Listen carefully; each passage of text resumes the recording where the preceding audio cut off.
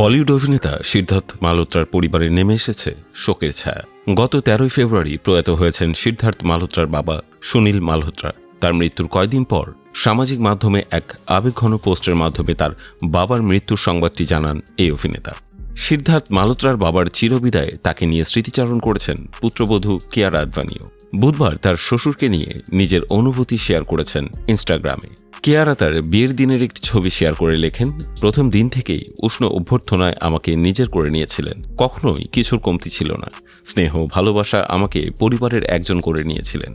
আপনার পরিবারের প্রতি আপনার ভালোবাসা দায়িত্ববোধই ছিল আপনার জীবনের সবকিছু।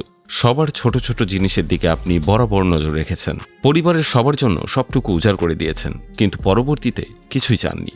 আপনার হাসি, প্রাণোচ্ছল স্বভাব, শক্তি, সবাইকে আপন করে নেওয়ার ক্ষমতা, এই সব কিছুই থেকে যাবে আপনার ভবিষ্যৎ প্রজন্মের মধ্যে। ভীষণ মনে পড়বে আপনাকে। চিরশান্তিতে থাকবেন।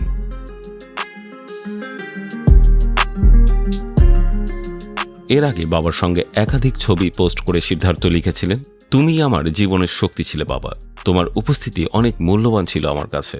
সিদ্ধার্থ ও তার পরিবারের এই কঠিন শোকাবহ সময় তাদের পাশে দাঁড়িয়েছেন বলিউডের সহকর্মী, শুভানুধ্যায়ী ও আত্মীয়রা।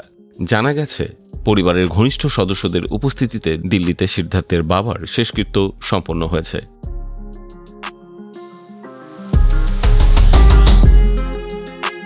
বাবা শেষকৃত্যে যোগ দিতে এই অভিনেতা ও তার স্ত্রী কিয়া আদভানি আগেই রাজধানী দিল্লিতে পৌঁছেছেন। শেষকৃত্য সম্পন্ন হয়ে গেলেও আগামী কয়েকদিন সিদ্ধার্থ ও কিয়ারা দিল্লিতে থাকবেন বলে জানা গেছে। সিদ্ধার্থের বাবা সুনীল মালহোত্রা ছিলেন একজন প্রাক্তন মার্চেন্ট নেভি ক্যাপ্টেন। গত বছর এক সাক্ষাৎকারে সিদ্ধার্থ জানিয়েছিলেন যে তার বাবা দীর্ঘদিন ধরেই অসুস্থ।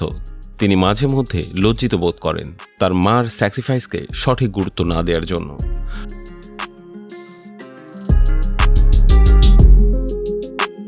আমার বাবা বেশ কয়েকদিন ধরেই অসুস্থ।